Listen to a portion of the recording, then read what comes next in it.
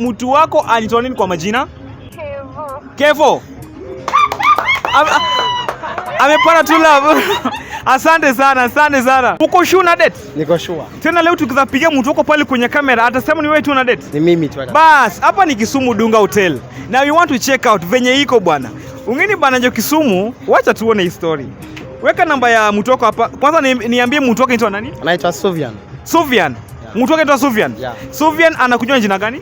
Anajua kama Kevo ama Uswe. Kevo ama Uswe. Magoma players. Wacha tu bwana tuweze kuona. Weka namba ya mtu wako hapo hivyo. Hello. Ukoje Sofia? Niko poa. Yes, mimi naitwa Willipendo wa my interview. Na leo niko na mtu wako anaambia kama Sofia anaweza msalimia kwa interview akianza hapa na jina yake. Kevo. Kevo. Amepata tu love. Asante sana, asante sana. Asante sana. Huyu amepata tu love.